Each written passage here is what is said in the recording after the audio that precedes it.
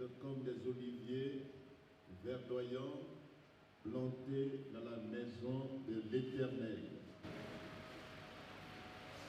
Nous sommes dans la joie quand on nous dit allons à la maison de l'Éternel. Voilà. 1 heure dans ses parvis vaut mieux que 1000 ailleurs. Alléluia. Sa présence, c'est la vie. Sa présence nous fait du bien. Nous aimons sa présence. Nous voulons que Dieu soit avec nous dans la marche que nous entreprenons ensemble. Nous ne sommes pas seuls, Dieu est avec nous. Notre étude biblique sur le livre des Actes des Apôtres a été interrompu un temps, mais nous allons le reprendre ce soir. Nous allons allègrement vers la fin de ce livre. Et nous sommes vers la fin du 3e voyage missionnaire. Nous parlons des missions. Et le 4e voyage de l'apôtre Paul n'était plus un voyage missionnaire, bien qu'il ait prêché l'évangile tout le temps, mais ce n'est pas lui-même maintenant qui avait décidé d'y aller. Il était maintenant captif. Donc, nous voulons faire le rappel de l'introduction générale du livre des Actes des Apôtres. Comme nous reprenons l'étude, nous voulons faire ce rappel de l'introduction générale.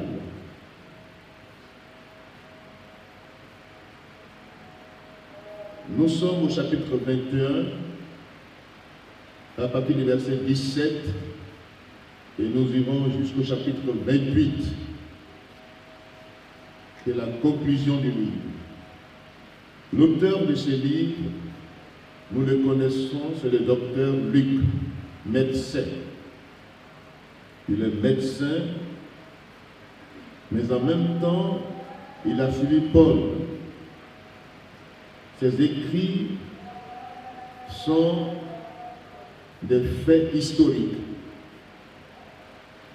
Donc, dans sa démarche, il veut nous révéler 2 raisons majeures dans le rapport qu'il fait de l'Église primitive. Le but qu'il poursuit en écrivant ce livre, c'est de nous montrer, de démontrer ces 2 raisons majeures. Premièrement, il veut démontrer que malgré l'opposition, malgré la persécution, voyez, ça n'a pas été facile. La marche de l'Église n'a jamais été facile. Donc, l'auteur veut nous démontrer que malgré l'opposition, malgré la persécution, l'Église primitive était inarrêtable. Amen. Elle était inarrêtable. L'Évangile a réussi à s'étendre au-delà des frontières, de la Palestine. Donc, les murs qui séparaient la Palestine du reste du monde, ces murs ont été brisés. Le judaïsme était la religion des Juifs, aussi a cédé à la puissance de l'Évangile. L'Église primitive a atteint le but qui lui a été assigné. Deuxième révélation que l'auteur nous fait, c'est le rôle important du Saint-Esprit dans cette Église primitive. L'Esprit de Dieu était en mouvement. L'Esprit de Dieu agissait avec puissance et autorité. Comme Jésus l'a déclaré, vous recevrez une puissance, celle du Saint-Esprit, et vous serez mes témoins. À Jérusalem, en Samarie, en Judée et jusqu'aux extrémités de la terre. Donc, le Saint-Esprit a joué un rôle déterminant dans la mission. Donc, Luc veut nous montrer ces deux raisons fondamentales. Ces deux buts qu'il veut atteindre. En présentant son livre, il poursuit ce but pour que nous soyons interpellés en tant qu'Église primitive. L'Église primitive, malgré la persécution, malgré l'opposition, l'Évangile a réussi à briser les barrières. Alléluia. Et qui était derrière cette puissance? C'est l'Esprit de Dieu. C'est l'Esprit de Dieu. Sinon, c'était l'homme, il ne pouvait pas y arriver tout seul. Parce que devant la souffrance, devant les situations comme on entend aujourd'hui, les persécutions en Afghanistan, les persécutions en Ukraine, les persécutions en Algérie, l'Église est confrontée à ces persécutions. Mais en même temps, l'Église primitive nous donne le modèle. Modèle d'église vivante et puissante.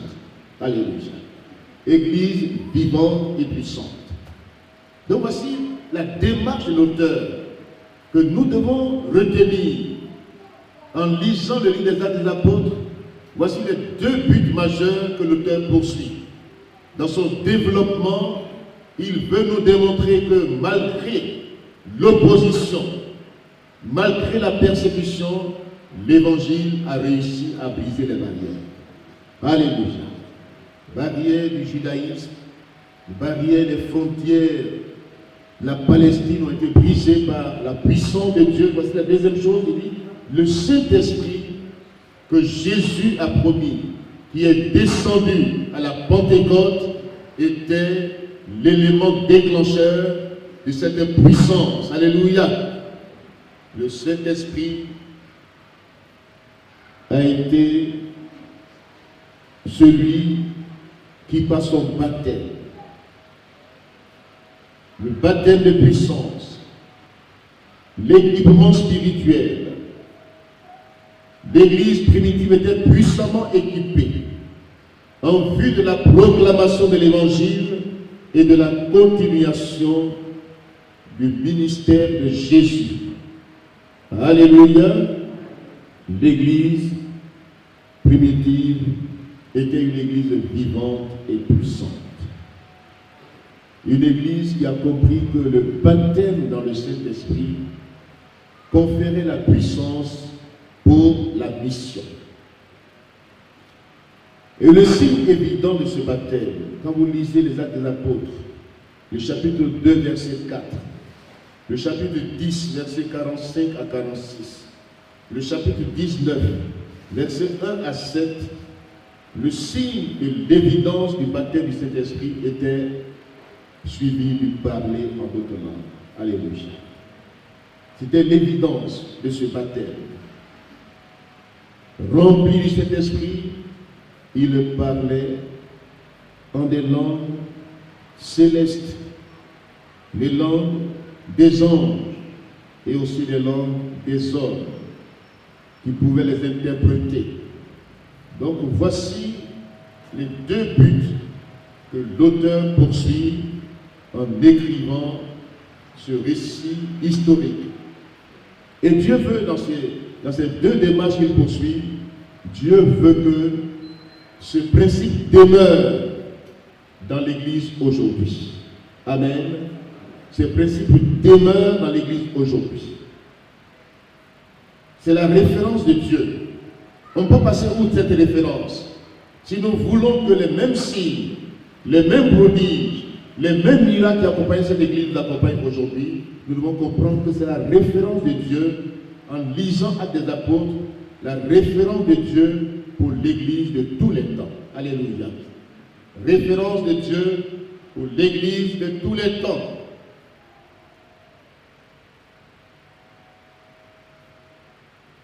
Nous voyons que le livre des Actes des Apôtres présente dans une synergie et puis dans une unité entre Dieu et l'homme, on voit que Dieu s'entremêle. Les œuvres de Dieu s'entremêlent avec les œuvres humaines. C'est les deux qui vont ensemble. Le Saint-Esprit et nous. Alléluia. Voyez-vous, l'Esprit de Dieu collabore avec les hommes. Ils ne disent pas le Saint-Esprit seulement, il est invisible. Mais il saisit l'homme, il prend l'homme comme instrument. Dieu descend dans notre vie pour nous utiliser de manière puissante.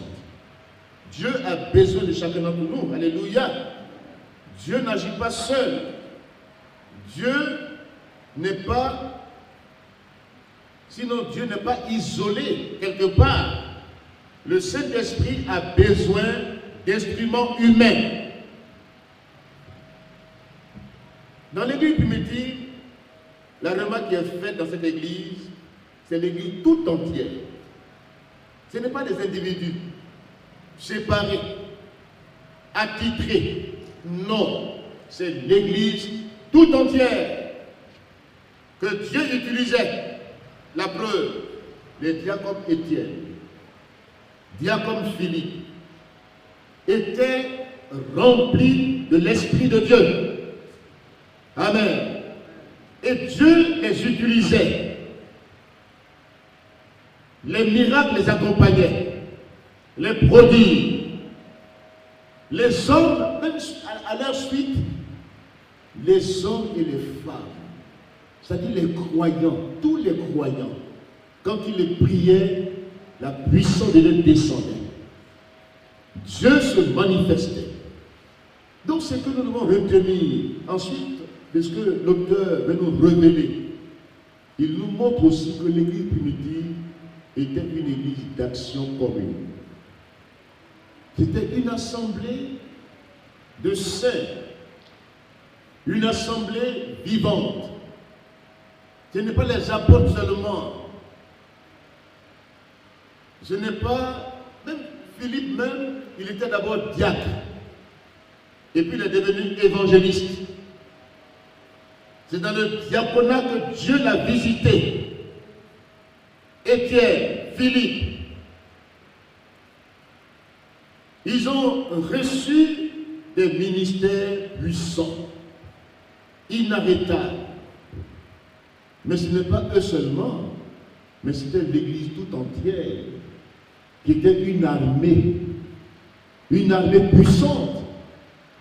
Et cette église-là est un modèle d'église aujourd'hui. Ce n'est pas les personnes qui sont en position d'autorité seulement visibles, mais c'était tous les chrétiens, tous les croyants. Tous les croyants étaient utilisés de manière puissante. Alléluia. Tous les croyants étaient utilisés à annoncer, parce qu'ils allaient et qu'ils annonçaient la bonne nouvelle, Dieu confirmait sa parole. Il confirmait sa parole par des prodiges, par des signes, par des miracles, au point que des villes tout entières étaient secouées par la puissance de Dieu. Alléluia. Des villes tout entières étaient secouées par la puissance de Dieu. L'évangéliste Philippe a secoué une ville tout entière. Étienne a secoué le Sanhédrin. Et les opposants à l'évangile de Jésus-Christ ont été secoués par la puissance de Dieu. Donc, nombre d'hommes et de femmes pieux qui priaient avec ferveur et insistance, voyaient les anges, alléluia. Ils avaient des visions des anges. Ils recevaient des révélations célestes. Ils étaient témoins des signes et des prodiges. Ils chassaient les démons. Alléluia. Ils guérissaient les malades. Ils proclamaient avec pleine puissance et autorité l'évangile de Jésus-Christ. Amen. Comme Jésus l'a dit dans Luc chapitre, le même Luc, le docteur Luc, il reprend cela dans son évangile, le chapitre 10, quand Jésus a envoyé les disciples, il dit, voyez Satan tomber du ciel comme un éclair. Et il leur dit, je vous donne le pouvoir de marcher sur les serpents et les scorpions et sur toute la puissance de l'ennemi et rien ne pourra vous nuire. C'est l'Église de tous les temps. Ce n'est pas seulement l'Église primitive, mais c'est l'Église de tous les temps qui doit se référer à ces principes bibliques. Que malgré les obstacles, malgré l'opposition, malgré la persécution, nous avons un modèle biblique qui est inarrêtable. On ne peut pas dire que c'est un obstacle à l'évangile. L'apôtre Paul dit, il prêche la parole de Dieu en tout temps et en toutes circonstances. Qu'elle soit bonne ou mauvaise. Alléluia. C'est ça le témoin. C'est ça l'Église. L'Église n'a pas dit, il y a des difficultés, il y a des oppositions, il y a des obstacles, on s'arrête d'évangéliser, de proclamer l'évangile. Le modèle biblique des Actes des Apôtres que Luc prend comme référence, c'est que malgré les oppositions et la persécution, l'évangile a réussi à briser les barrières. Alléluia. Plus il était persécuté, plus il était puissant. L'histoire de l'Église enseigne que le sang des martyrs a été la semence de l'évangile. Que Dieu nous vienne en aide aujourd'hui pour que nous comprenions que être chrétien, la marche chrétienne, la vie chrétienne, l'Église, dans sa marche, cette marche n'est pas facile. Elle est difficile, mais malgré les oppositions, nous devons avancer. Alléluia. Nous devons avancer. Nous devons aller de l'avant dans la mission que Christ a laissée à son Église. L'ordre qu'il nous a laissé, c'est d'aller partout et de prêcher la bonne nouvelle à toute la création. Aller, ce n'est pas facile. C'est malgré l'opposition, malgré la persécution, que tu dois y aller. Mais le Saint-Esprit t'accompagne. Même il te dévance dans le combat spirituel. Tu n'es pas seul. Voici ce que nous enseigne le livre des Actes de l'Apôtre. Amen. Cette église-là, nous allons maintenant allègrement vers la fin de notre étude. Et ce soir, nous allons lire le chapitre 21. Le livre des Actes des Apôtres. Le chapitre 21. À partir du verset 17. Le 4e voyage de Jérusalem à Rome, qui commence là et qui se termine au chapitre 28. Nous lisons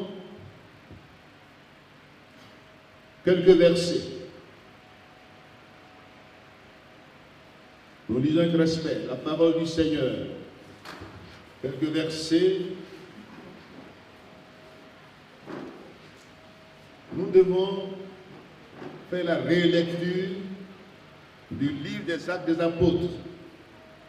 Quand nous sommes coincés quelque part, quand nous sommes accablés quelque part, nous devons reprendre ces faits historiques. Après ces jours-là, nous vîmes nos préparatifs et nous montâmes à Jérusalem. Quelques disciples de Césarée vinrent aussi avec nous et nous conduisirent chez un nommé Nasson de l'île de Chypre, disciple de longue date chez qui nous devions loger. Ça, c'est le verset que vous m'étudiez. Verset 17. Lorsque nous arrivions à Jérusalem, Les frères nous reçurent avec joie. Le lendemain, Paul se rendit avec nous chez Jacques, et tous les anciens s'y réunirent. Après les avoir salués, il raconta en détail ce que Dieu avait fait au milieu des païens par son ministère. Quand il l'eut entendu, il glorifiait Dieu. Puis il lui dit, tu vois frère, combien de milliers de Juifs ont cru, et tous sont zélés pour la loi. Or, ils ont appris que tu enseignes à tous les Juifs qui sont parmi les païens de renoncer à Moïse, leur disant de ne pas circoncire leurs enfants.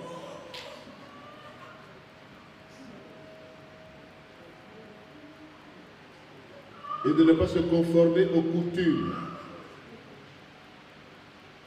Que faire donc? Sans aucun doute, la multitude se rassemblera, car on saura que tu es venu. C'est pourquoi fais ce que nous allons te dire. Il y a parmi nous 4 hommes qui ont fait un vœu. Prends-les avec toi, purifie-toi avec eux et pourvois à leurs dépenses, afin qu'ils se rasent la tête. Et ainsi tous sauront que ce qu'ils ont entendu dire sur ton compte est faux, mais que toi aussi, tu te conduis en observateur de la loi. À l'égard des païens qui ont cru, nous avons décidé et nous leur avons écrit qu'ils doivent s'abstenir de viande sacrifiée aux idoles. Ils réitèrent les décisions de la conférence de Jérusalem, du sang, des animaux étouffés et de la débauche. Alors Paul prit ces hommes, se purifia et entra le lendemain dans le temple avec eux pour annoncer à quel jour la purification serait accomplie et l'offrande présentée pour chacun d'eux.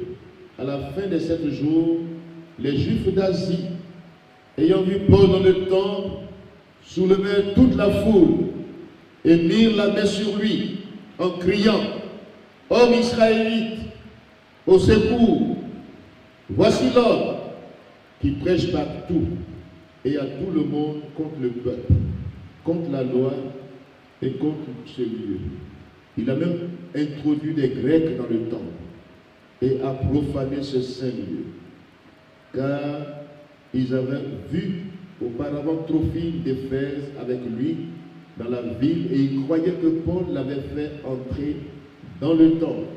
Toute la ville fut en émoi et le peuple accourut de toutes parts.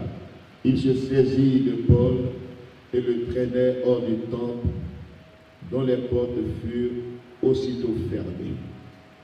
Comme ils cherchaient à le tuer, le bruit vint au tribord de la côte, tout Jérusalem est dans la confusion.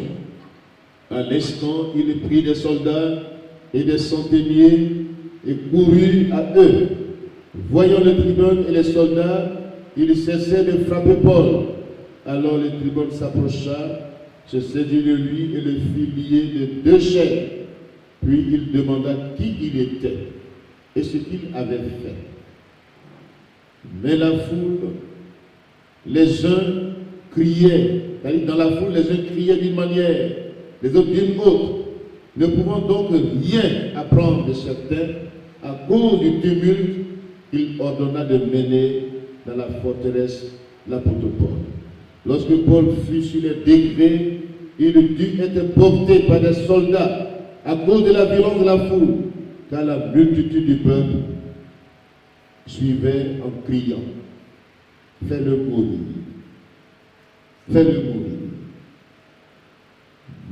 De la même manière qu'ils ont crié quand ils portaient Jésus à la croix. Il mérite la mort ce temps. Voici le prototype du Seigneur Jésus-Christ. Que Dieu bénisse sa parole.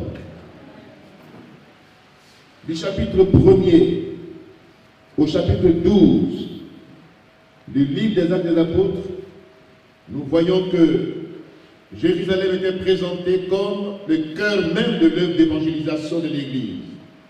La pierre est l'instrument humain que Dieu a utilisé pour répandre sa parole avec l'Église tout entière. Mais Pierre était le leader. Dans les chapitres 13 à 28, le centre de gravité de l'œuvre d'évangélisation de l'Église est devenu Antioche, en Syrie. Paul devient l'instrument humain principal que Dieu a utilisé pour apporter l'évangile aux païens. Aux païens. Donc nous sommes dans cette partie où le leader principal de cette œuvre missionnaire est Paul. Et nous allons jusqu'à son emprisonnement, et ça commence ici. Donc ce voyage, ce quatrième voyage, n'est plus un voyage où il va en mission, mais il vient de terminer le troisième voyage missionnaire. Et il fait le rapport du troisième voyage missionnaire. Et l'Église, en entendant Paul faire ce rapport, l'Église a glorifié Dieu pour tout ce qu'il a fait par cet instrument humain. Alléluia. Quand ils ont entendu ce rapport, verset 19, quand Paul, dans les détails, a dit ce que Dieu a fait au milieu des païens, quand Jacques, le leader de l'église de Jérusalem, a entendu avec les anciens ce rapport et les frères, ils ont glorifié le Seigneur. Alléluia. Ils ont glorifié le Seigneur pour tout ce qu'il a fait par les mains de Paul. Et maintenant, il lui faut une proposition. Parce qu'il y a eu un faux rapport qui a été fait sur Paul. Et qu'est-ce qu'ils vont faire? Ils lui suggèrent. Ils disent combien de milliers de Juifs ont cru et tous sont zélés pour la loi. Or, ils ont appris que tu enseignes à tous les Juifs qui sont parmi les païens à renoncer à Moïse, leur disant de ne pas circoncire leurs enfants et de ne pas se conformer aux coutumes. Que faire donc? Dans cette appréhension, malgré les louanges de ce que Dieu a fait par les mains de Paul, il y avait une appréhension.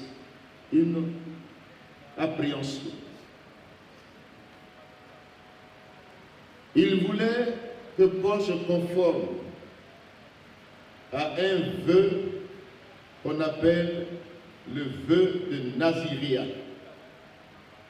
Donc ce n'est pas pour entrer dans des pratiques.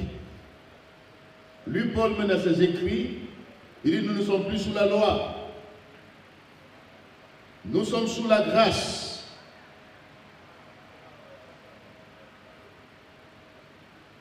Dans son rapport, Paul profite de ces instants-là aussi pour apporter l'offrande, cette grande offrande qu'il a collectée dans les églises. Il apporte cette offrande et il la dépose là pendant son rapport pour des questions de transparence et de fidélité. Parce que cette offrande est destinée au sein de Jérusalem. Alléluia. Donc il profite de l'occasion de ce rapport pour déposer cette offrande. Et quand les responsables de l'église de Jérusalem ont vu sa sincérité, sa droiture de cœur, ils lui ont dit, frère, ta démarche est bonne, ton rapport est concluant. Dieu a confirmé sa parole dans ses voyages missionnaires où les barrières ont été brisées. Mais nous te suggérons ceci. Participe au rite de purification qui avait pour but d'apaiser les croyants de Jérusalem. Ce n'est pas un autre but, ce n'est pas une autre pratique, mais c'est un vœu. Paul avait déjà fait ce vœu, mais on lui demande encore de refaire ce vœu pour enlever le doute dans les cœurs de ceux qui pensent qu'il enseigne d'autres doctrines. Amen. Aujourd'hui, les gens qui suivent les enseignements, souvent ces enseignements leur font du bien. Mais en même temps, quand ils entendent certains enseignements, le doute s'installe dans leur cœur. Ils se disent, mais est-ce que cet enseignement-là est biblique? Est-ce que la prédication que nous recevons est inspirée de Dieu? Voici cette dualité qui habite les cœurs. Malgré ce que Dieu peut faire, malgré l'enseignement que Dieu apporte, mais souvent il y a la confusion. Quand un certain voile est levé sur une vérité biblique, en même temps sans comprendre, on se dit, mais qu'est-ce qu'on nous enseigne? Et l'apôtre Paul, pour vouloir apaiser les gens, je ne sais pas s'il fait prendre un piège, mais c'était aussi dans le plan de Dieu. Amen. Il est entré dans le temple, il a cédé à la demande, parce que pour lui, sa logique, c'est de gagner tout, se faire tout à tous, dans le but de gagner plusieurs. Il écrit cela dans 1 Corinthiens 9, verset 20. Donc pour lui, l'occasion, s'il faut se rendre ou bien faire ce geste-là, il préfère garder non seulement l'unité de corps de Christ, mais aussi gagner ceux qui sont encore dans le doute, qui doutent de son ministère. Beaucoup ont douté du ministère de Paul. Même l'église de Corinthe a douté de son ministère. Les églises qu'il a fondées, la plupart ont douté de son ministère. Il était toujours obligé de défendre son ministère. Et ici, après un tel rapport, ils ont eu une appréhension pour dire qu'il a bien fait. Dieu t'a utilisé. Mais voici ce qu'on raconte de toi. On dit que ton enseignement va à l'encontre de l'enseignement que Moïse a donné. Or, il veut dire dans son enseignement, dans tous ses épîtres, que l'application de la loi est en Christ. Alléluia. Un seul corps, juif et grec. Il n'était pas allé à l'encontre de la loi, mais il a confirmé pour dire que cette loi, il a été donnée dans l'Ancien Testament à son accomplissement en Christ.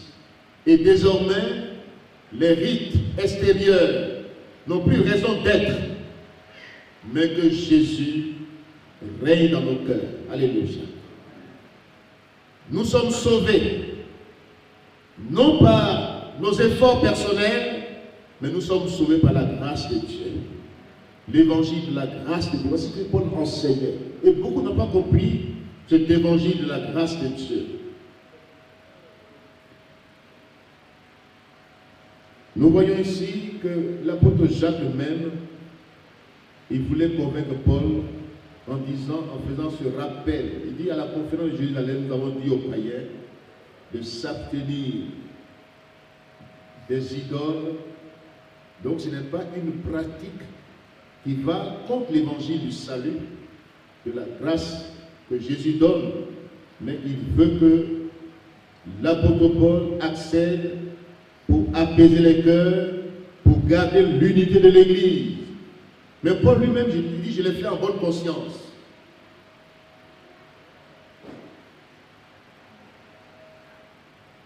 Donc c'est une question de coutume juive, et non de salut, ni de sanctification.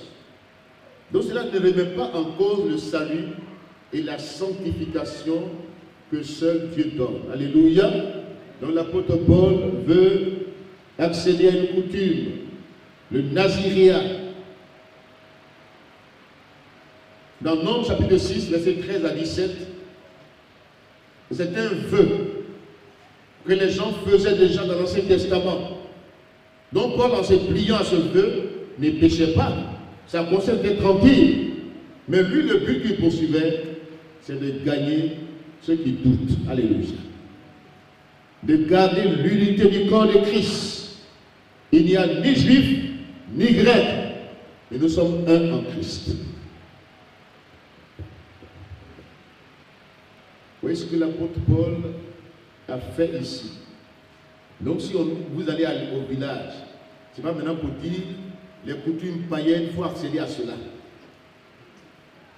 Là où il y a rituel, sacrifice, c'est-à-dire dans les coutumes, ce qui est négatif, c'est là où il y a sacrifice, là où il y a des rituels, là où on s'adresse aux esprits.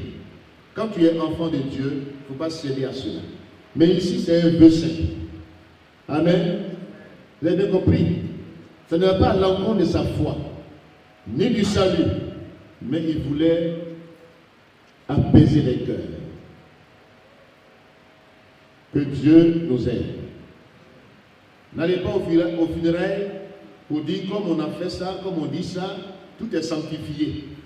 Non. Tout n'est pas sanctifié. Il ne faut pas accéder aux idoles, aux pratiques idolâtres. Quel rapport y a-t-il entre le temple de Dieu et les idoles?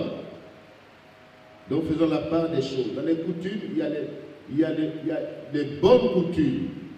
Là où il est question de respect de l'autorité, respect des principes, des valeurs morales, spirituelles.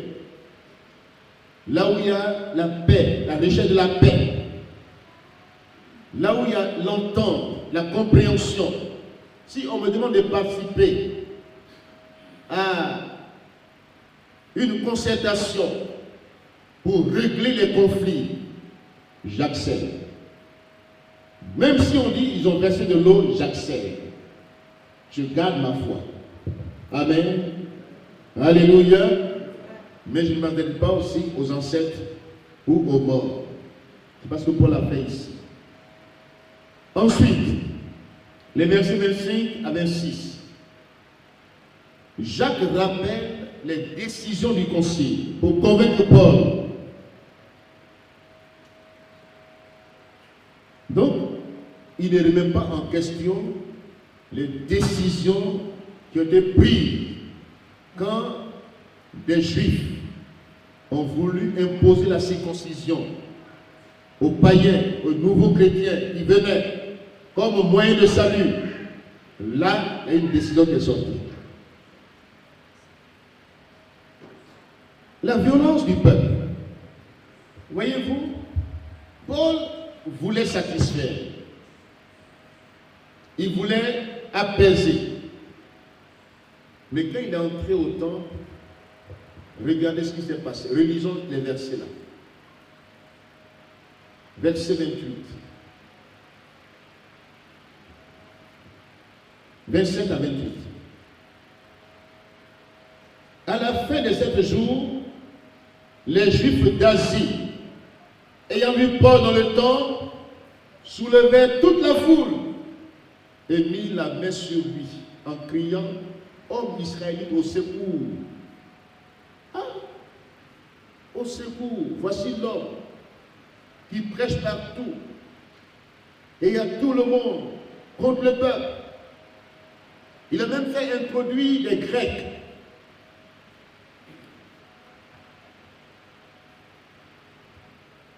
Le temple de Jérusalem était divisé. Ils ont gardé ces principes. Même si tu crois en Christ, pour entrer dans le temple, si tu es d'origine païenne, tu ne franchis pas le parvis. Même les Romains ont encouragé les Juifs à punir de mort celui qui traverse le parvis pour aller dans le temple. Parce que pour eux, un païen entrant dans le temple va profaner le temple. Donc ils sont restés dans légalistes. C'est pourquoi quand Jésus est mort, le voile du temple a été déchiré. Alléluia. Pour dire que Dieu est accessible. Quand ils ont vu Paul dans le temple, ils ont crié au secours. Au secours. Voyez-vous comment c'est subtil. Comment on ne peut pas comprendre que quelqu'un qui est venu pour son vœu, pour rendre grâce à Dieu, il est juif, il a accès au temple. Mais pour l'accuser, on dit qu'il a fait introduire des Grecs. Parce qu'auparavant, on avait un profil qui était un Grec. Sans demander que Paul, cette fois-ci, est rentré dans le temple avec des gens qui voulaient faire leur vœu. Parce qu'ils avaient il y a des précédents, des antécédents sur Paul. Parce qu'on disait déjà qu'il prêche contre. Lui, il a voulu apaiser. Et les Juifs qui sont venus ici pour le saisir ne sont pas ceux qui se plaignaient ou même ceux qui doutaient. Mais c'est les Juifs d'Asie. Ils viennent d'ailleurs.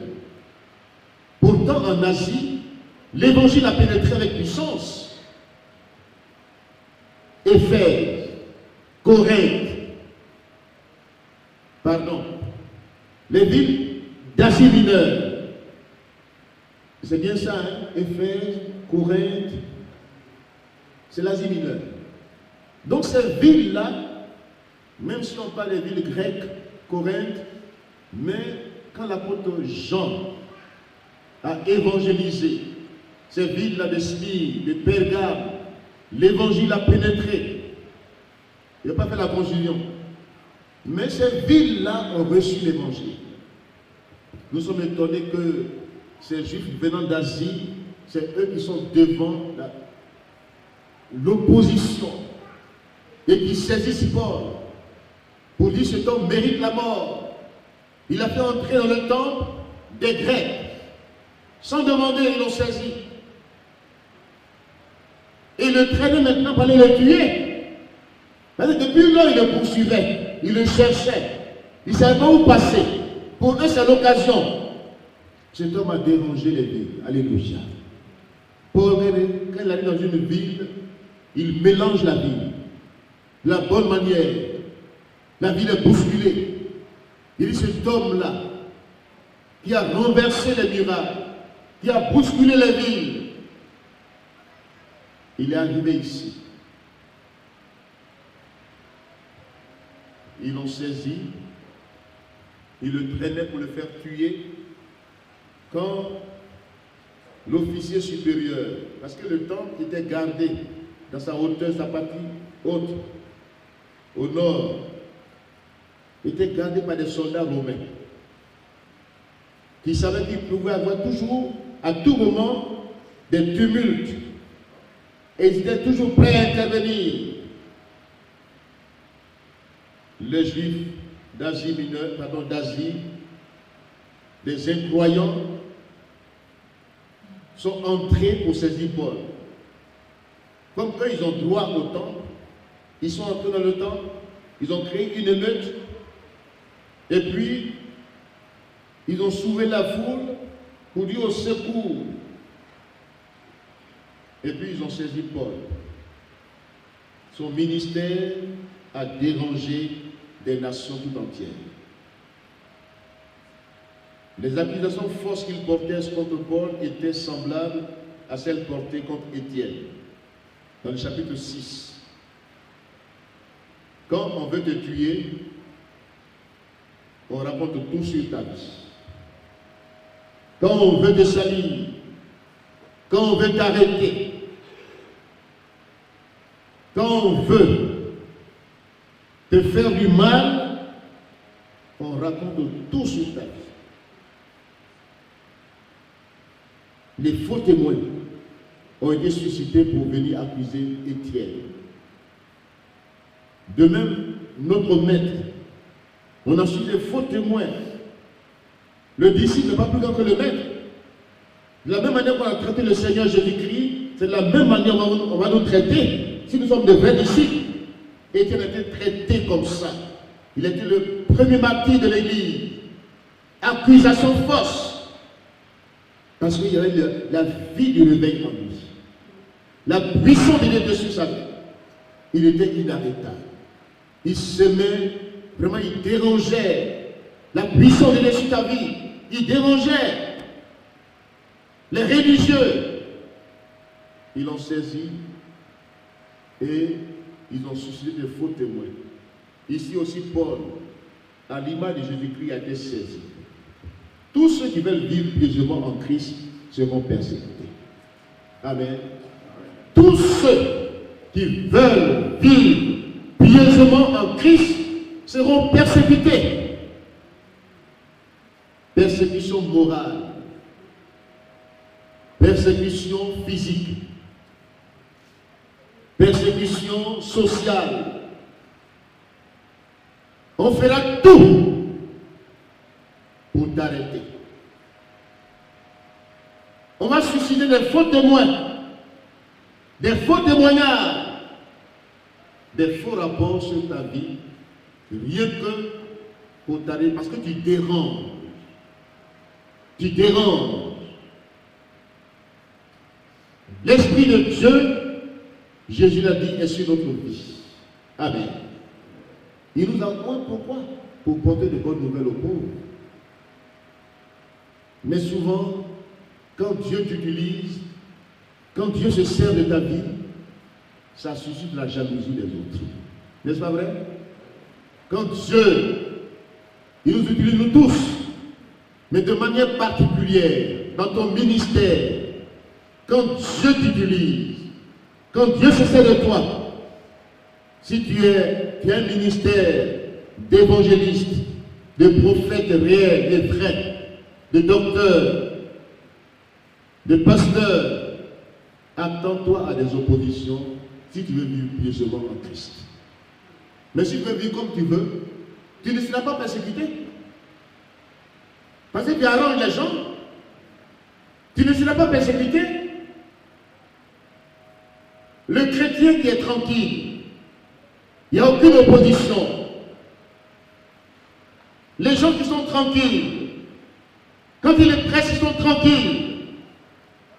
Ils ont leur liturgie. Quand ils récitent ça, ils ont leur manière de parler. Comme les jeunes filles qui vendent l'eau glacée là. Ils ont leur langage de vente. Ils ont leur langage liturgique. Ils font de telle sorte que ceux qui les écoutent soient bercés comme des enfants. Quand ils parlent, c'est avec un ton pour bercer les enfants, pour les manipuler. C'est comme ça qu'ils parlent. Quand tu les entends parler, ce n'est pas la prédication de l'évangile qu'ils apportent, mais c'est des liturgies qu'ils apportent, qui bercent la conscience des gens, qui dirigent la conscience des gens, mais ça n'éveille pas la conscience. Or, tout vrai prédicateur est un éveilleur de conscience. Amen. Un éveilleur de conscience. L'apôtre Paul a été arrêté. Des fausses accusations sur ça.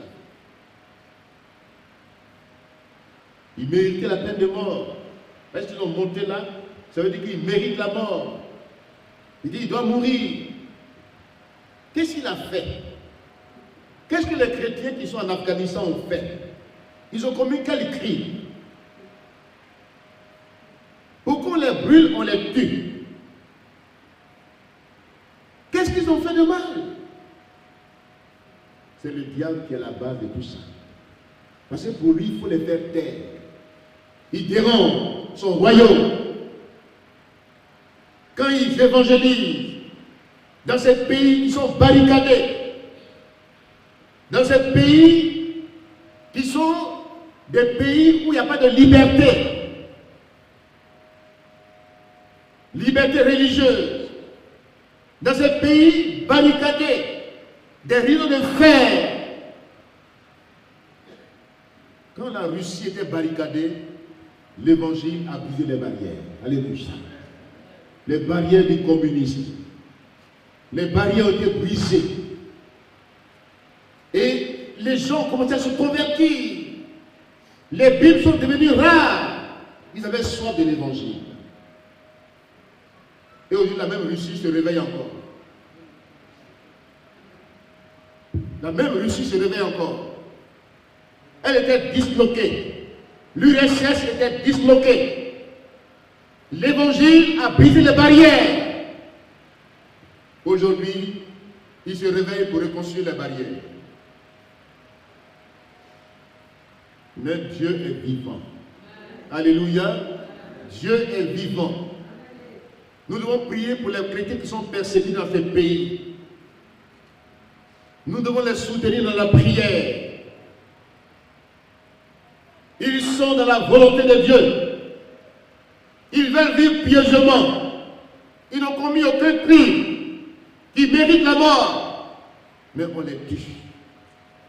On veut les tuer à cause de l'évangile. L'apôtre Paul, qui était un instrument de Dieu, guérit les malades, délivrer les captifs, instrument que Dieu a utilisé puissamment, qui vient faire un rapport de mission. Et voici le résultat. Il faut le tuer, il faut l'arrêter, il faut le faire taire. Tous ceux qui veulent vivre pieusement en Christ seront persécutés. Amen. Mais ceux qui vivent comme ils veulent, ils vont prospérer, ils vont avancer. Parce que il ne dérange personne. Quel camp vous choisissez? Quand de ceux qui... On va lire cela. Ce verset-là, il est important, on va le lire. Dans 2 Timothée, si je m'abuse,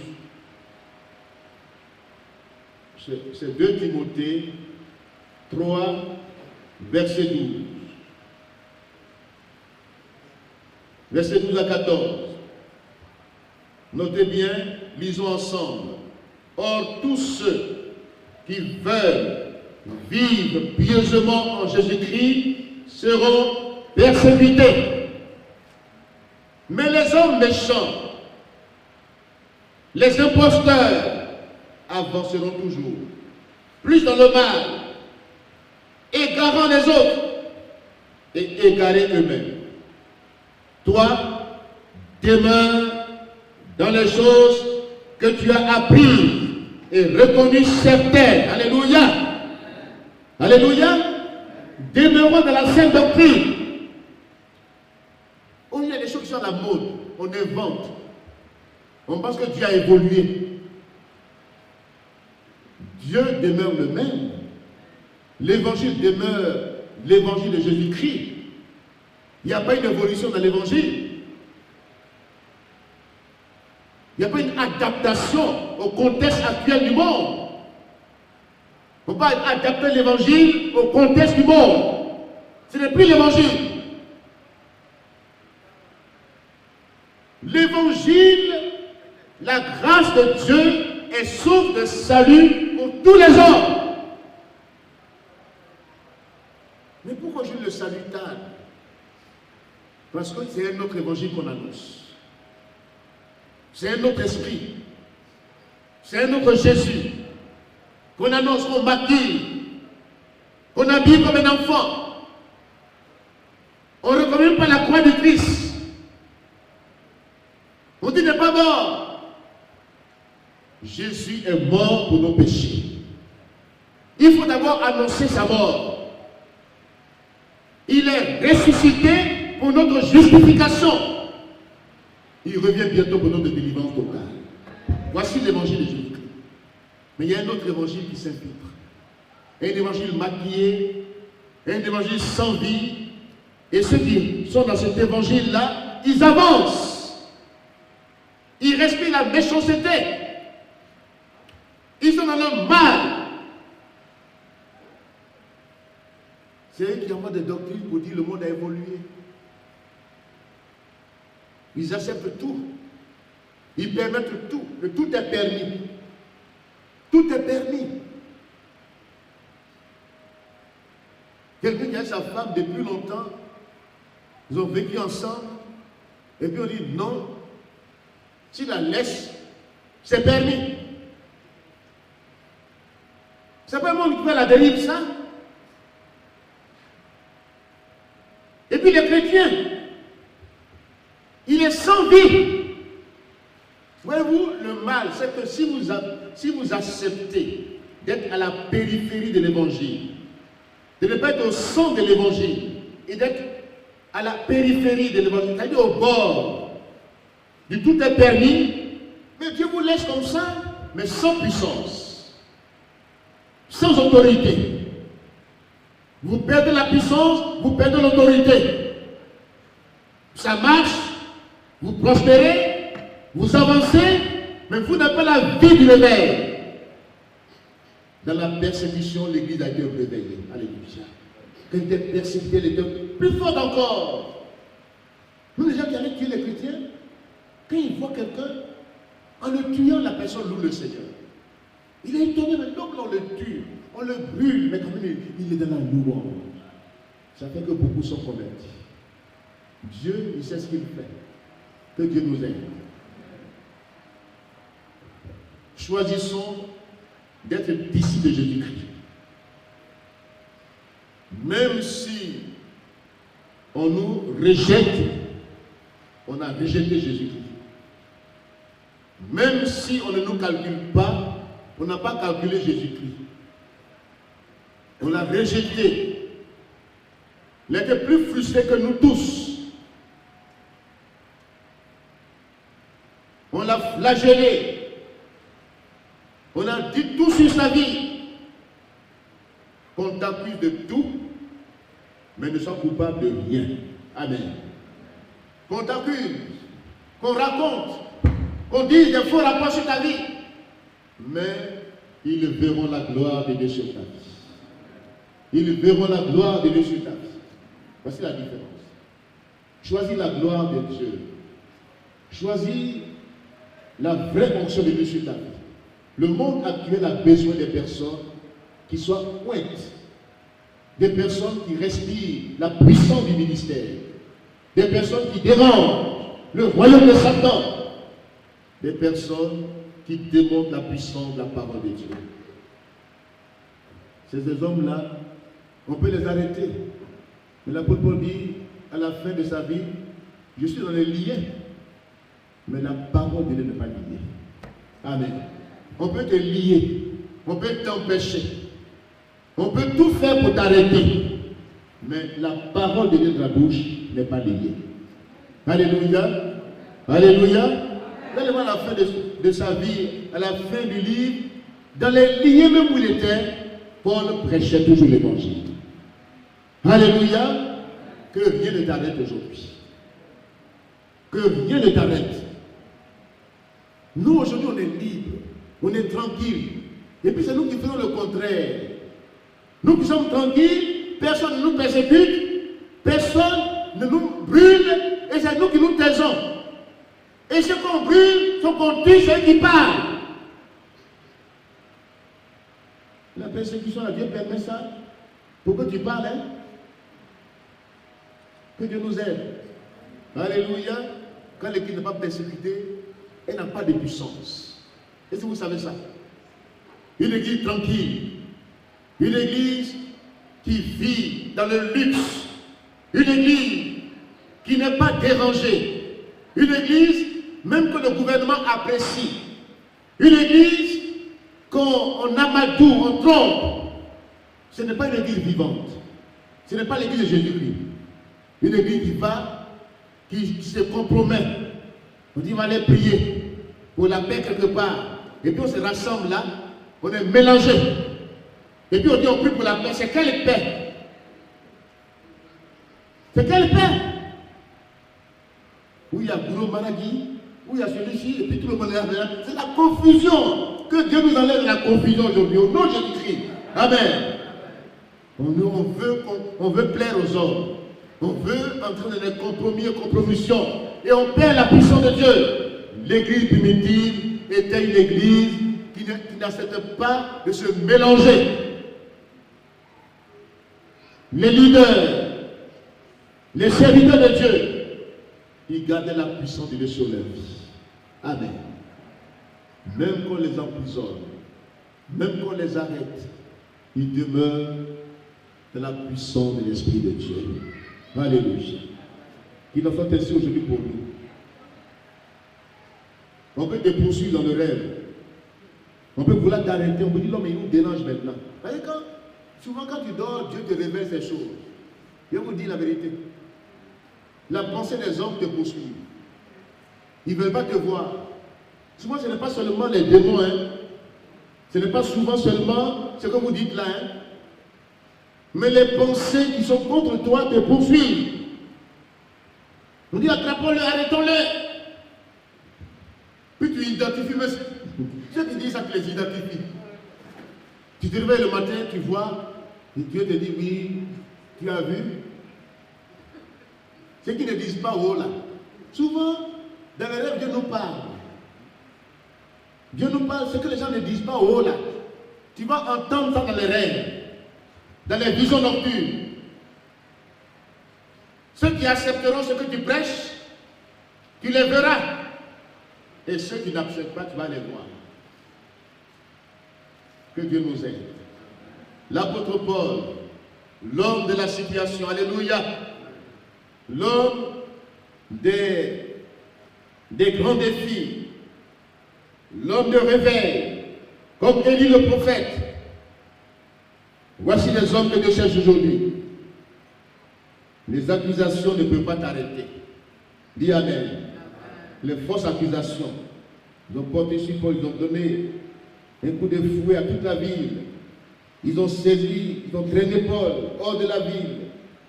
Comme ils cherchaient à le tuer, le bruit vint au tribune. Et puis, le commandant de la légion prit du renfort pour voler au secours de Paul, pour l'arracher à la violence de la foule qui voulait en découdre avec lui pour le faire mourir. Ainsi, Paul a été exfiltré. Amen. Paul a été exfiltré de la foule.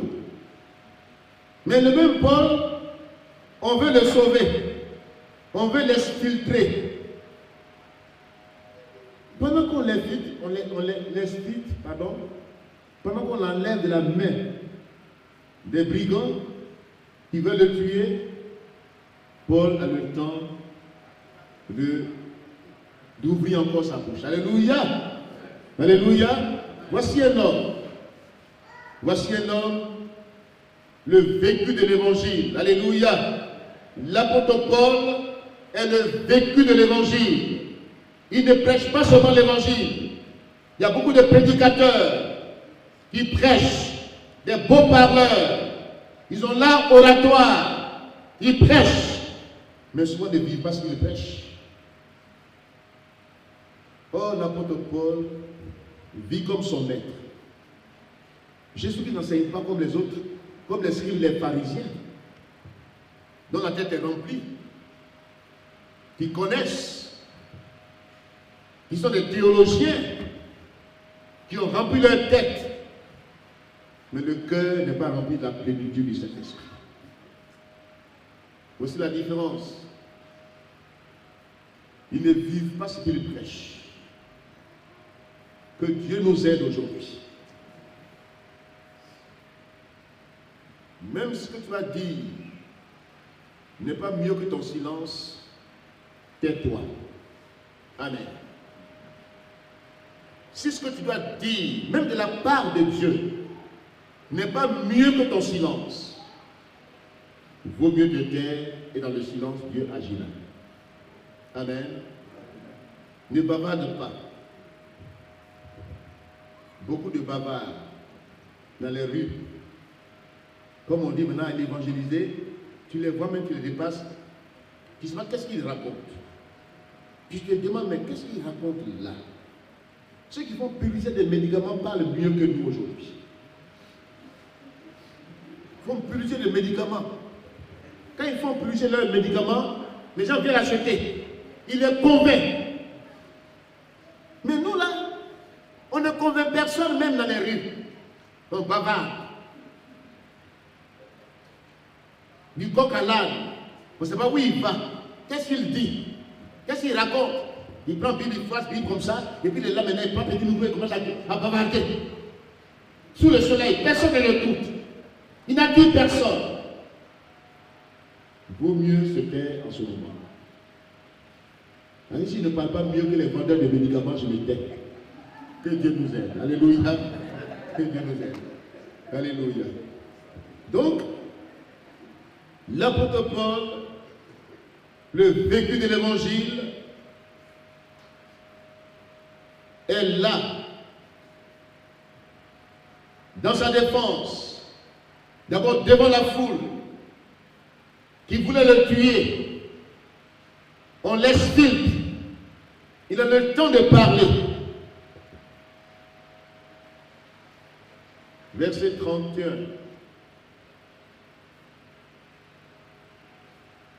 Comme il cherchait à le tuer, ainsi de suite, jusqu'au verset 37, on a dit fais-le mourir. Verset 38. Parce qu'auparavant, il y avait un Éthiopien qui a entraîné 4000 brigands dans le désert. Le tribun, le centenier, pensait que c'était lui qu'on a saisi. Dans la foule aussi, ceux qui criaient d'une voix et ceux qui criaient d'une autre voix, qui ne s'entendaient même pas, ils ne savaient pas pourquoi ils arrêtaient Paul, la majorité pensait que c'est le brigand là qu'on a saisi. Qui a entraîné des terroristes dans le désert, qui semaient des dégâts, qui tuaient des honnêtes personnes citoyennes. Le centenier, lui, c'est un homme de guerre.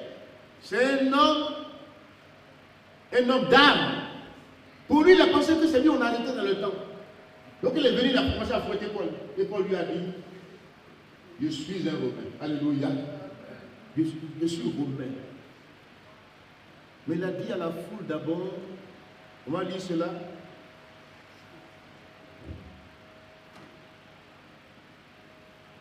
Défense de Paul devant la foule. Jusqu'au chapitre 22, verset 29. Le tribun, le centenier est surpris de ce que Paul pouvait parler le grec.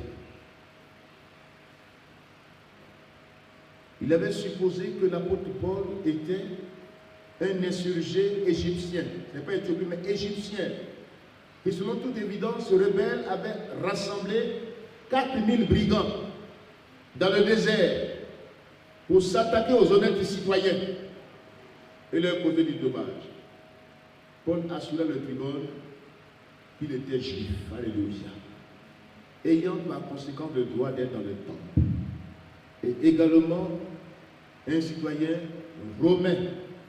Il a fait ses études à Tars. L'homme de la situation.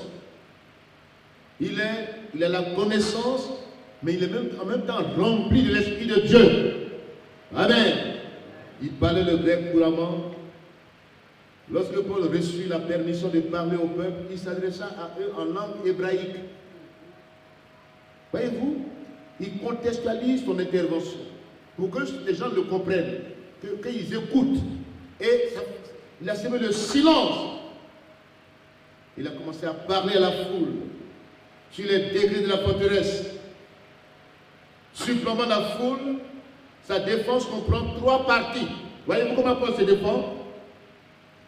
En 3 parties, chapitre 22, versets 1 à 5. Oh mon frère, écoutez ce que je vais maintenant vous dire pour ma défense. Lorsqu'ils entendirent qu'il leur parlait en langue hébraïque, ils redoublèrent de silence.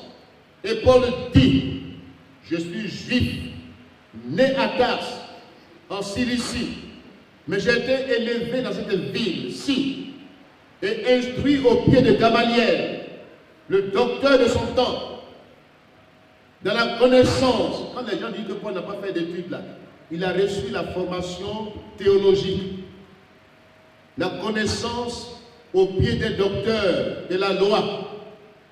Et c'est pourquoi quand Jésus l'a saisi, le dépôt était en lui. Alléluia. Il avait le dépôt. Mais puisqu'il a été formé, lui aussi, il a créé une école biblique. Donc ce Paul dit dans sa défense,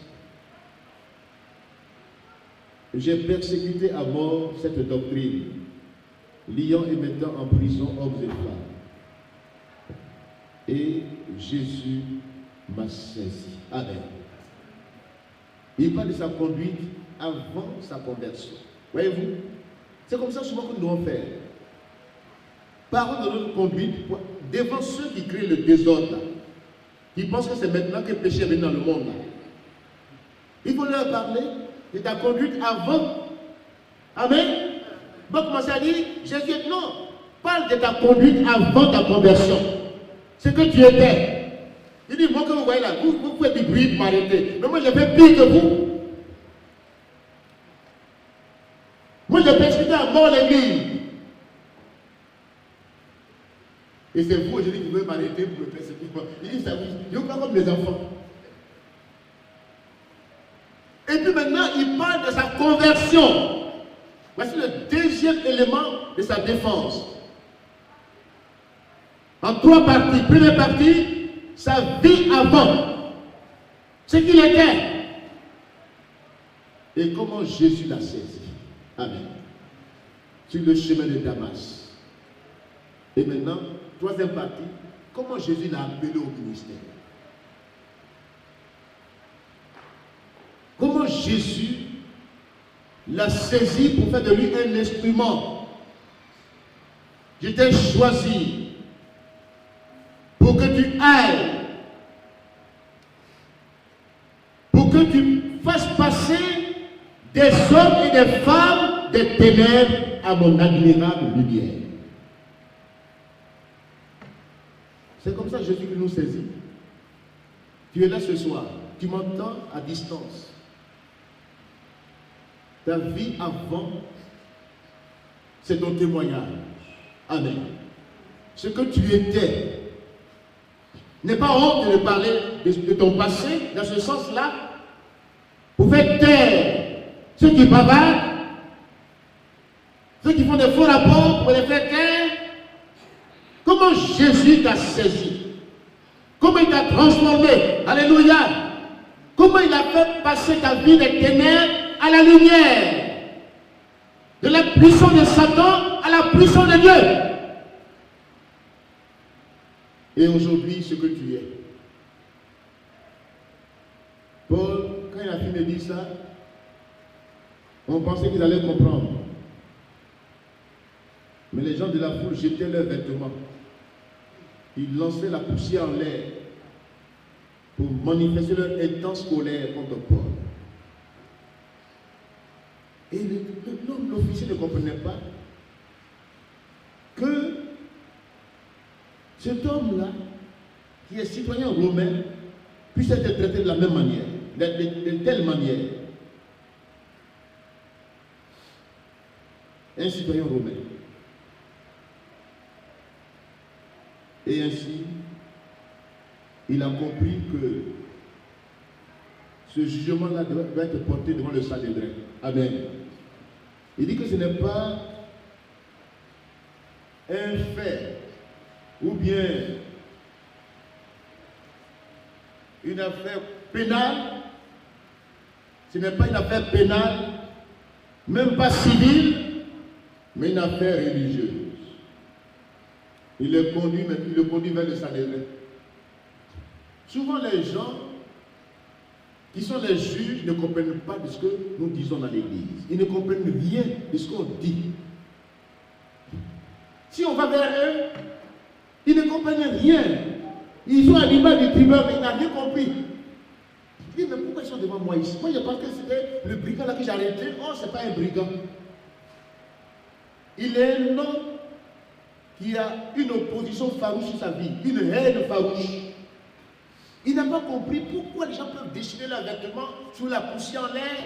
Pourtant, il n'est pas brigand, il a parlé de sa conversion, ce que Jésus a fait dans sa vie, et ça soulève encore la foule.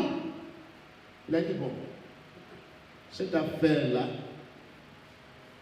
il faut que je la mette devant un tribunal religieux, le Sanhédrin. Arrivé devant le Sanhédrin, parce que quand il va devant le Sanhédrin, si le Sanhédrin il est acquitté, on le libère. s'il n'a rien fait, qui mérite la prison, il va être libéré.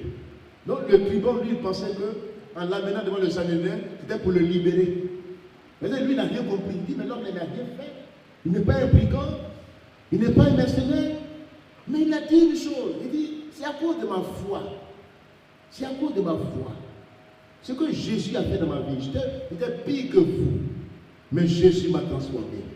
Jésus m'a saisi. Il a fait de moi un instrument entre ses mains. Pour moi, c'est dur de retourner en arrière. Ma seule raison d'être, c'est de le servir. Alléluia. Il la met devant le Sanhédrin. Un tribunal juif qui doit juger les coupables. Mais quel coupable? C'est eux qui ont jugé Jésus. Ils ne savent pas qu'est-ce qu'ils vont dire sur Jésus. Ils cherchent maintenant à ce qu'ils disent un mot. Pour dire, ah, il a blasphémé. Pourtant, c'est eux-mêmes qui ont dit ce mot. Et puis il a dit, tu le dis. On dit, oh, qu'est-ce qu'on attend maintenant? Il a dit, il est fils de Dieu. Il a blasphémé. Lui qui est un homme, il dit qu'il est Dieu. Donc il mérite la mort. L'apôtre Paul descend devant le tribunal. Regardez ce que celui qui est assis sur le trône dit. Dans la chair de Moïse. Paul n'a pas encore commencé de parler que le souverain sacrificateur dit, frappez-le sur la bouche. Ah. Pourquoi pas frapper quelqu'un sur la bouche? Pour l'empêcher de parler. Ils ont fait la même chose au Seigneur Jésus-Christ. Ils l'ont frappé sur la bouche pour le faire taire, pour l'empêcher de parler.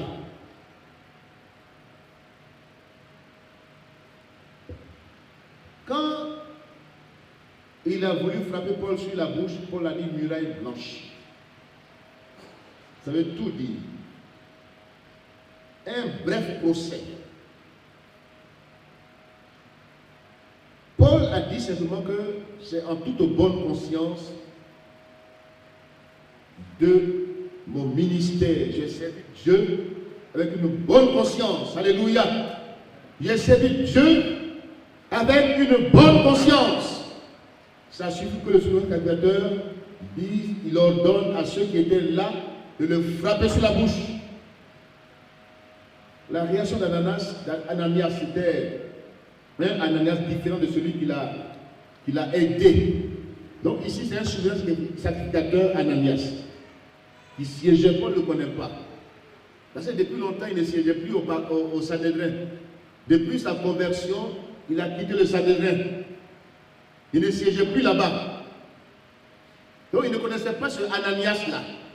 Mais il y a un autre Ananias, un homme de bien. Un homme qui a en lui de la bonté et de la compassion. Quand Paul était arrêté sur le chemin de Damas, devenu aveugle, c'est ce Ananias-là que Dieu a amené. Ce n'est pas le même.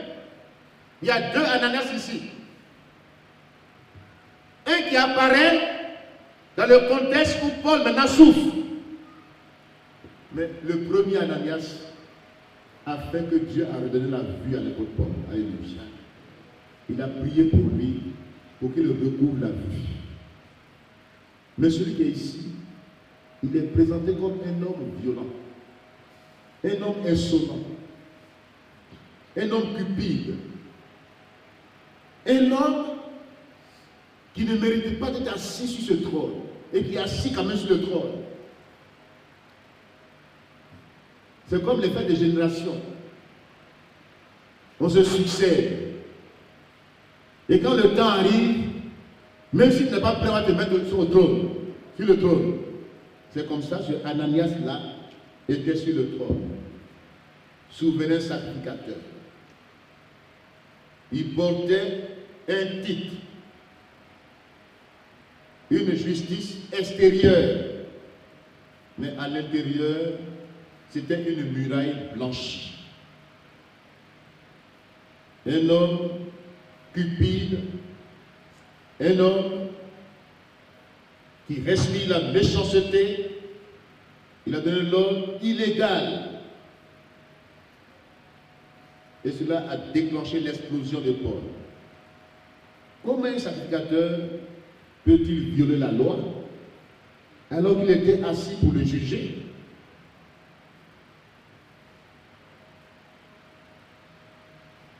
Dans un tribunal, d'abord, il y a la présomption d'innocence. On ne se met pas comme ça à accuser quelqu'un ou bien à le battre. Non! Donc cet homme-là, qui a dit de frapper Paul sur la bouche, était un homme irresponsable. Quand l'on est en position d'autorité et qu'on y va avec violence, force, dérive, menace, intimidation, c'est que l'on est à court d'arguments. Amen. Si un père de famille est obligé de violent envers ses enfants, c'est qu'il n'a plus d'arguments. Si celui qui est en position d'autorité est obligé d'utiliser la violence, la menace pour plier les gens, c'est que il est à court d'arguments.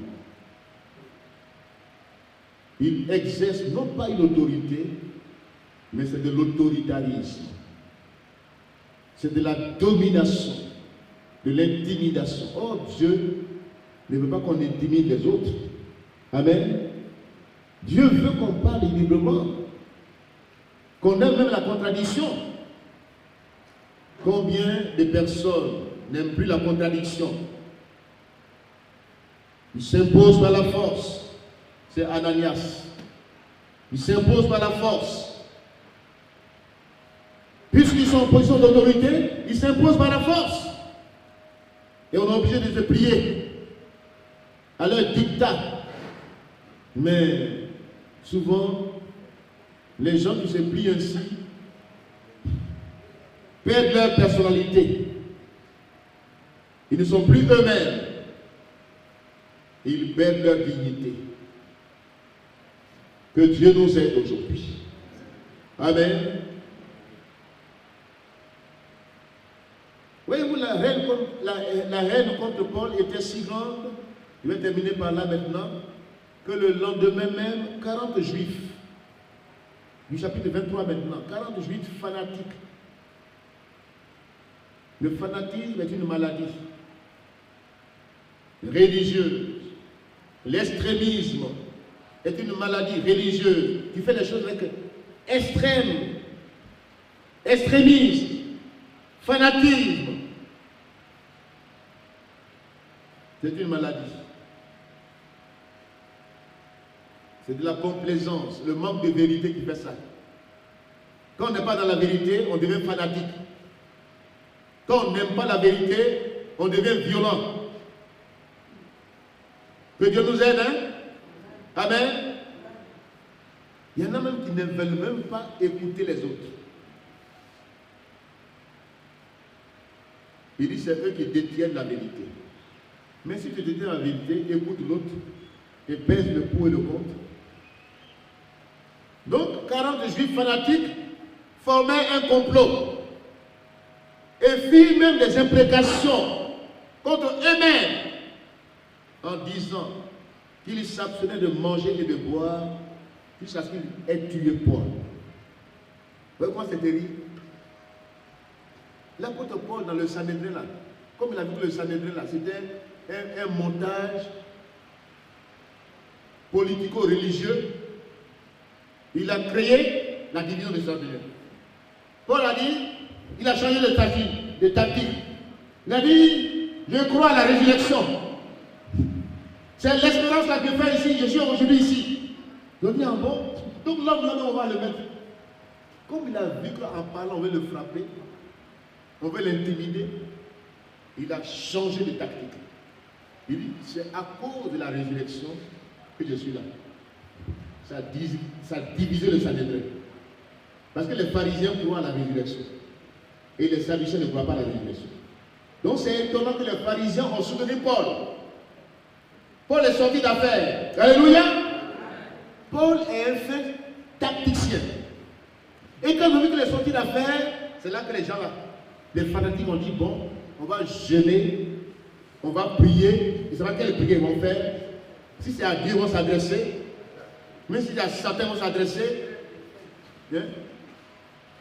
Et ils ont dit, ils s'abstiennent de nourriture jusqu'à ce qu'ils aient tué Paul. Ah! Comment tu vas les tuer puis tu jeûnes? C'est quelle prière tu fais? Ils ont fait des imprécations. Le mot imprécation ici, c'est l'anathème. C'est-à-dire qu'ils s'auto-maudissent. Parce que s'ils n'ont pas tué Paul, la malédiction les atteindra. Donc, il faut qu'ils tuent Paul. C'est là l'imprécation. L'auto-malédiction. L'anathème. Si ça échoue, ça retourne contre eux.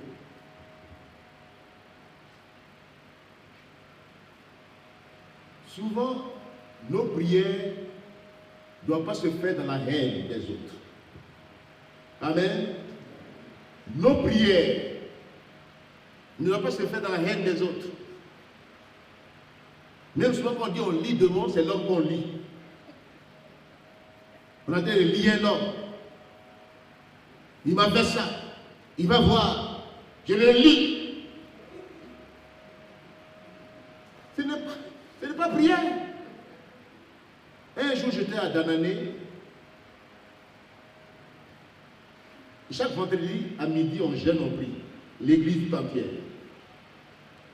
Et puis, je donnais un enseignement sur le vrai jeûne. Délie les chaînes de la servitude, même de, je ne sais pas quoi, mais délie les chaînes de la méchanceté. C'est pas seulement le fait de dire, je gêne, je prie, qui veut dire que Dieu va écouter ta prière. Si ton cœur est méchant, je parlais du vrai jeûne. J'ai dit, on peut jeûner et vouloir du mal de l'autre. On peut jeûner pour faire du mal à quelqu'un. Voici l'exemple ici. Et quand je parle dans la salle, les jeunes chrétiens de l'église ont dit, oh, parce qu'eux, ils contestent toujours ce que tu dis. C'est des contestataires. Ils ont dit, non, comment on peut gêner? Nous, on est en train de gêner pour que Dieu nous bénisse, on est en train de gêner pour que Dieu débloque les situations, mais pourquoi le pasteur peut dire on peut gêner pour faire du mal? Si ton cœur n'est pas sincère. Quand ils ont commencé à parler comme ça, murmurer dans l'église, il y a un jeune libéré qui s'est levé. Il s'est levé. Il est venu, il dit, pasteur, j'ai parlé. Où je suis là, je jeûne pour que la guerre entre en Côte d'Ivoire. Il est ensemble avec moi en train de prier. Et j'ai donné cet enseignement. Quand les autres contestent l'enseignement, lui il se lève pour dire où je suis assis ici là. C'est ce que les Ivoiriens ont fait au Libéria. Ce qu'ils nous ont fait là. Je jeûne pour que la guerre entre en Côte d'Ivoire. Est-ce que la guerre n'est pas entrée en Côte d'Ivoire?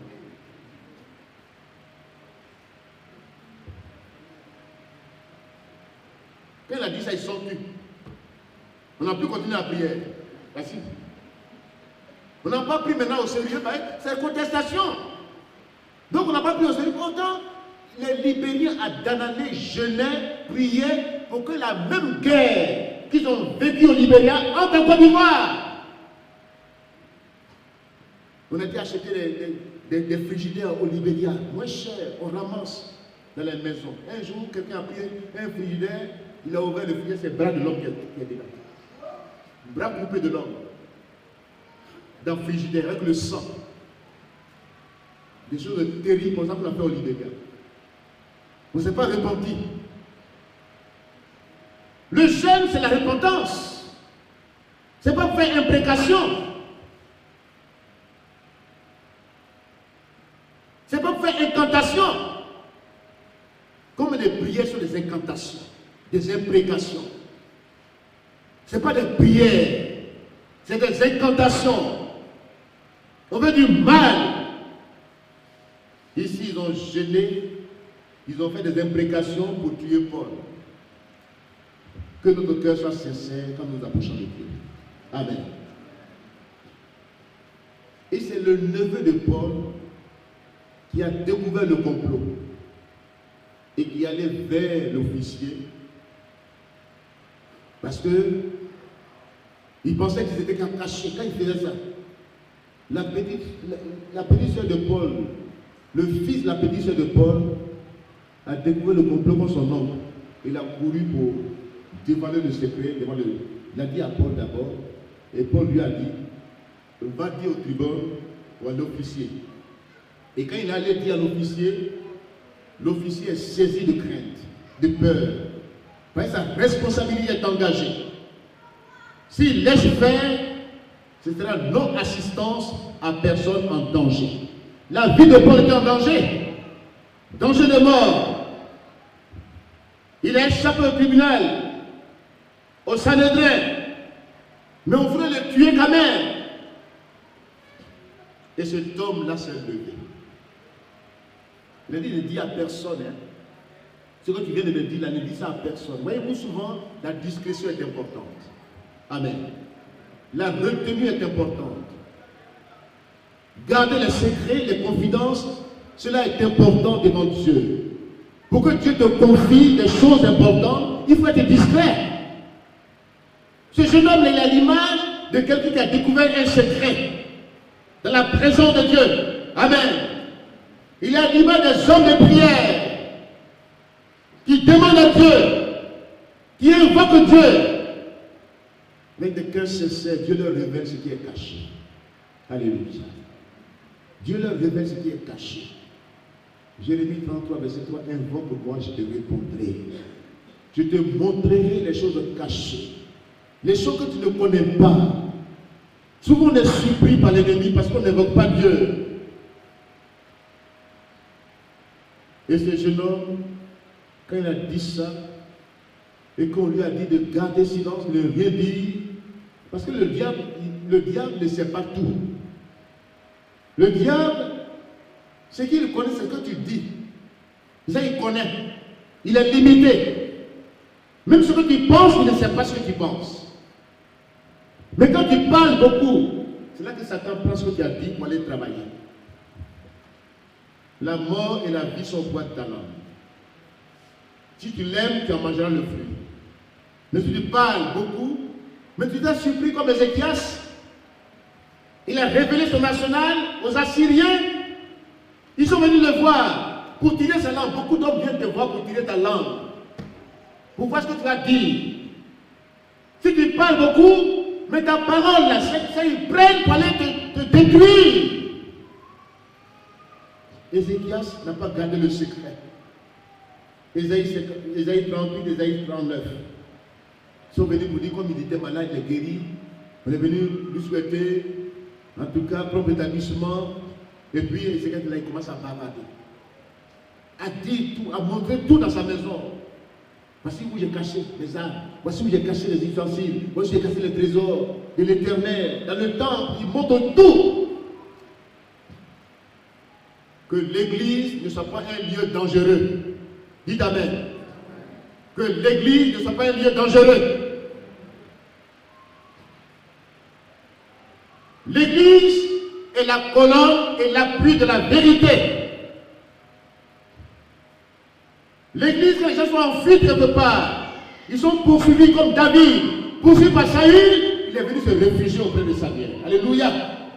Samuel avec une école prophétique. David s'est réfugié. L'église est un lieu de refuge, une assemblée prophétique. Mais si elle perd son sens, elle devient un lieu dangereux.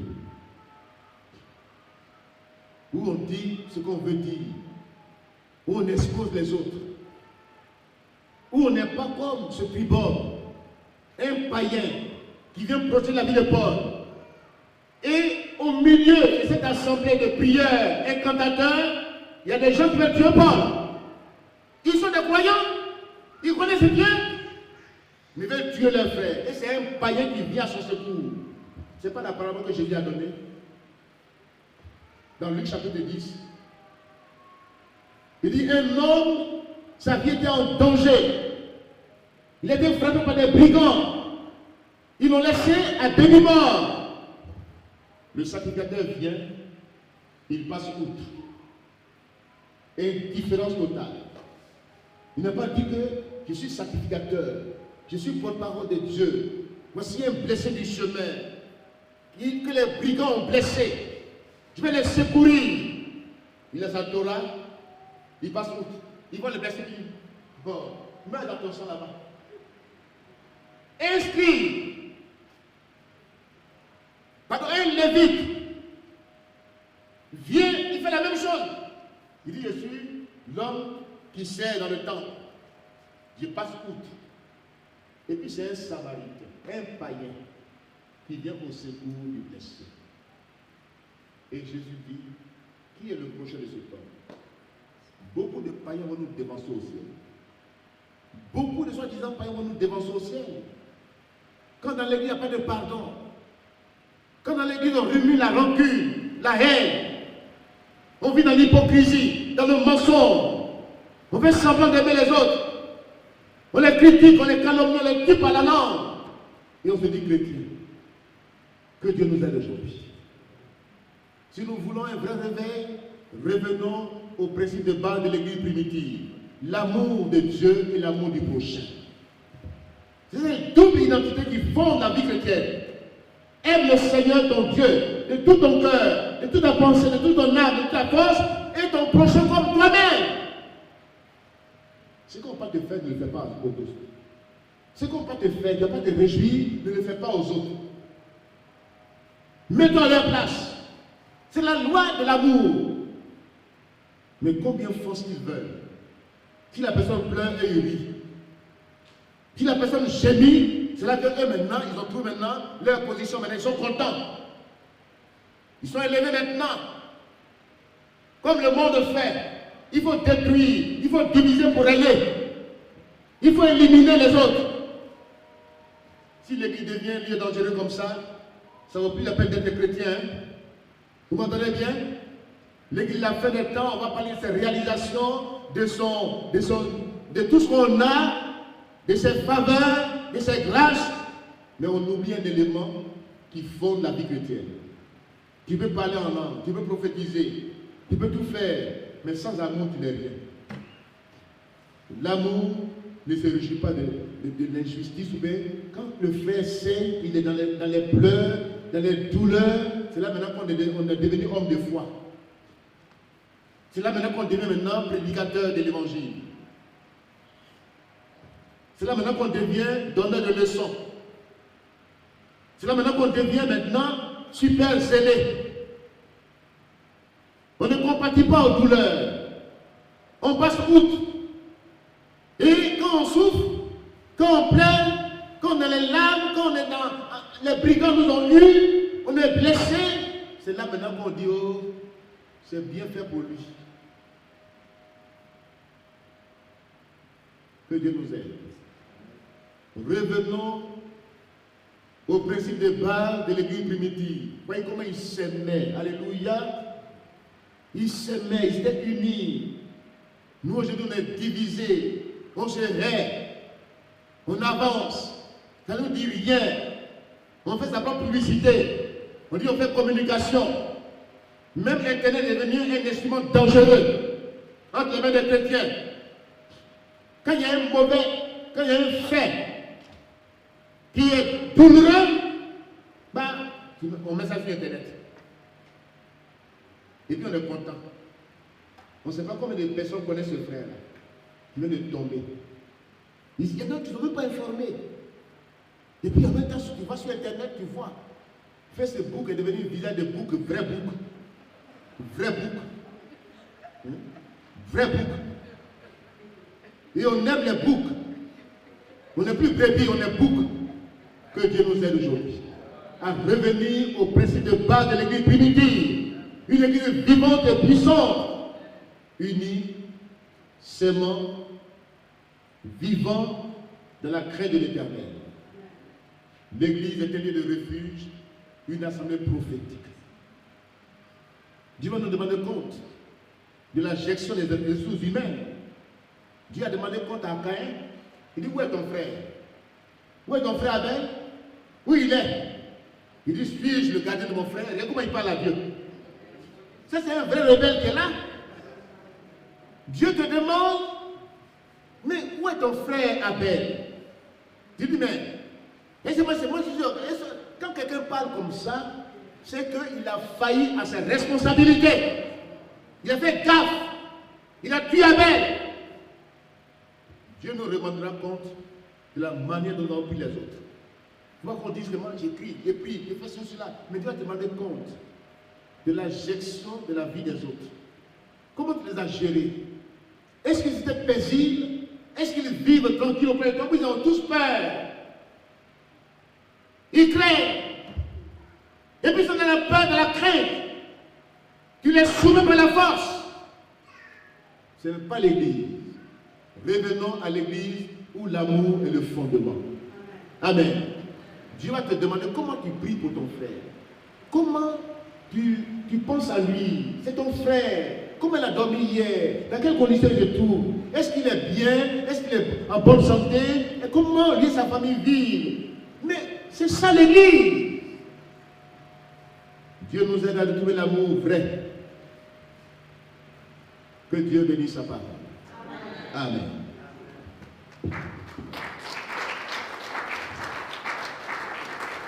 Acclamation à la carte des faibles ce soir. Acclamation à la carte des faibles.